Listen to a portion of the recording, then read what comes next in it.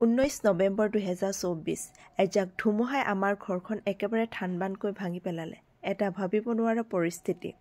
এয়া আমাৰ দেউতাই আমাক এৰি চিৰজীৱনৰ বাবে আঁতৰি গুচি গ'ল। যিসকলে দেউতাকক হেৰুৱাইছে তেওঁলোকে ভালকৈ অনুভৱ কৰিব পাৰিব এয়াৰ দুখসমূহ। মাৰ হাত দুখন যেন একেবাৰে নাইকিয়া হৈ গ'ল। মাৰ কান্দোৰৰ ৰোলত এতিয়াও যেন অনুভৱ হয় দেউতা আকৌ ঘূৰি আহিব, কিন্তু ভগৱানে দেউতাক একেবাৰে লৈ গুচি গ'ল। বাকী নীতি নিয়মখিনি কৰিবৰ বাবে গাঁৱৰ সকলো ৰাইজে আহিছে। আমি ভবা নাছিলোঁ দেউতাক ইমানে ভাল পোৱা মানুহ আছে। যিহেতুকে দেউতা যেতিয়া অসুস্থ আছিল তেতিয়াও দেউতাক খবৰ ল'বলৈ কাৰণে বহুত মানুহ আহিছে। আপোনালোকে নাভাবিব এই ভিডিঅ'সমূহ আমি নিজেই কৰিছোঁ বুলি।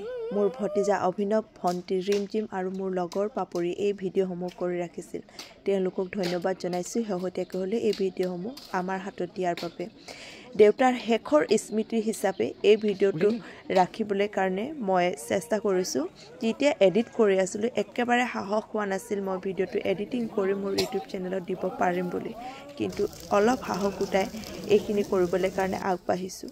দেউতাৰ নীতি নিয়মখিনি ইমান দেৰিলৈকে ইমান সাহসেৰে তেওঁলোকে কৰাৰ বাবে ধন্যবাদ। আজি তৃতীয় দিন তিলনীৰ নিয়মখিনি দেউতাই ভাগৰ কৰি থকা হৈছে। আমাৰ ঘৰত যিহেতুকে বয়োজ্যেষ্ঠ আছে, মোৰ বৰ্তা আৰু মোৰ খুৰাহঁতে আছে, তেওঁলোকৰ সহায়তে এই কামখিনি কৰিবলৈ কাৰণে আগবাঢ়িছোঁ। গাঁওবাসীৰ মৰম আছে আৰু মোৰ মাৰ পৰিয়ালৰ মানুহখিনিও আছে। এয়া সন্ধিয়াৰ সময় ভাগৱত পাঠ কৰিছে।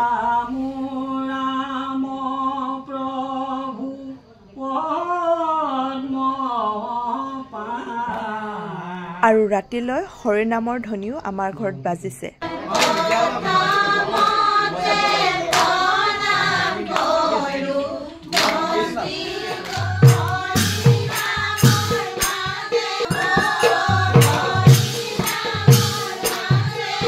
তিলনী নিয়মখিনি ভালদৰে পাৰ হ'ল। এতিয়া প্ৰস্তুতি চলি আছে 10 দিনৰ দহা আৰু 11 দিনৰ কাৰণে।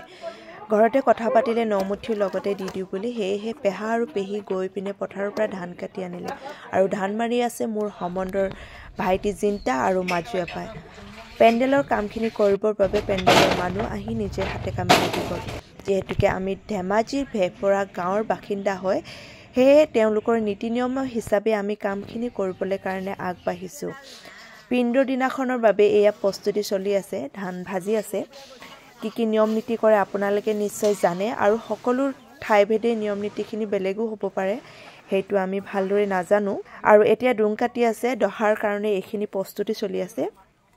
ইয়াতে আপোনালোকক জনাওঁ, গাঁওবাসীৰ সাহস আৰু গাঁওবাসীৰ সহায় নোপোৱাহেঁতেন চাগে আমি ইমানখিনি এনেদৰে কৰিবলৈ কাৰণে সাহস নাপালোহেঁতেন।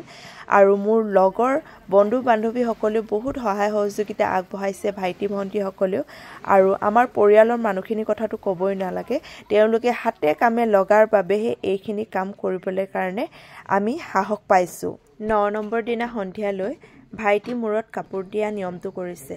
ঠাই বিশেষে নিয়মসমূহ বেলেগ বেলেগো হ'ব পাৰে।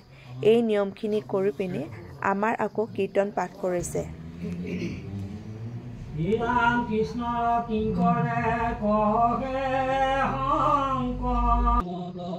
পিছদিনা দহা, আৰু সেই নীতি নিয়মখিনি কৰিবৰ বাবে ভাইটিৰ প্ৰথম চুলি কটা নিয়মটোৱে আছিল।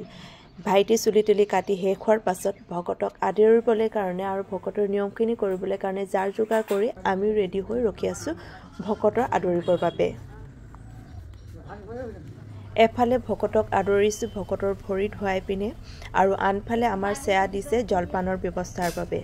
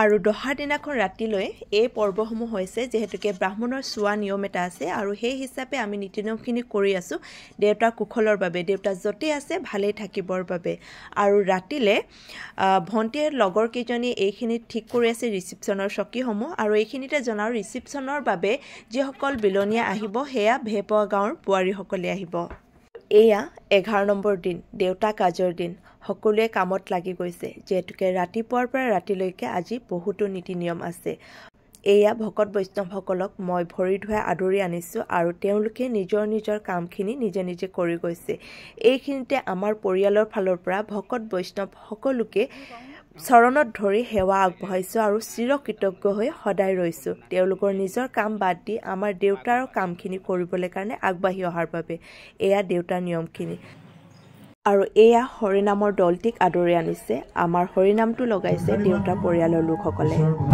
আমন্ত্ৰণ কৰি আনিছে আমি মাত্ৰ ধলিব নাই তাতে অৰুজন লগ লাগিছো আজি এইখন ছাত্ৰৰ মজিয়াতি নীতি পবিত্ৰ অনুষ্ঠান ভাগতে বহুতো অভিজ্ঞ ব্যক্তি উপবিষ্ট হৈ আছে সবাৰে শ্ৰীচৰণত সেৱা ধৰি আমি আমাৰ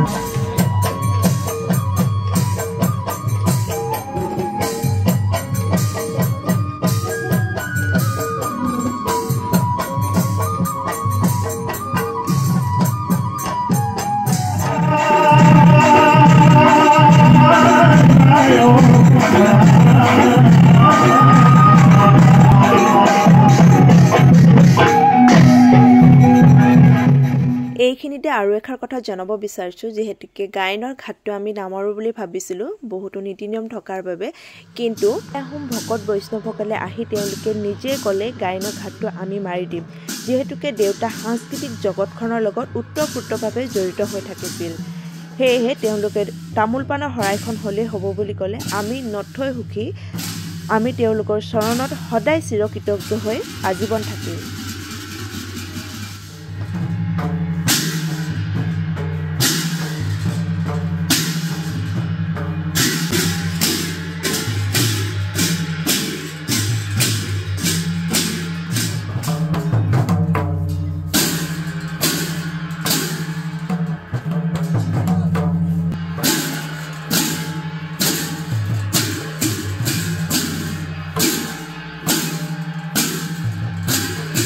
এনেদৰে সন্ধিয়ালৈকে কাজৰ কাম আৰু নীতি নিয়মখিনি সামৰণি পৰিলে আৰু সন্ধিয়ালৈ আৰু ৰাতিলৈ ভকত বৈষ্ণৱ আকৌ আহিছিল আকৌ নীতি নিয়ম হৈছিল সেই নীতি নিয়মসমূহখিনি আপোনালোকক ভিডিঅ' কৰি দেখাব নোৱাৰিলোঁ আৰু এইখিনিতে যদি মই কওঁতে কিবা ভুল ভ্ৰান্তি হৈছে তেতিয়াহ'লে তেওঁলোকৰ চৰণত ধৰি মই ক্ষমা প্ৰাৰ্থী হৈছোঁ আৰু আমাৰ পৰিয়ালৰ সকলো সদস্যৰ ফটোসমূহ আপোনালোকৰ মাজত ৰাখিলোঁ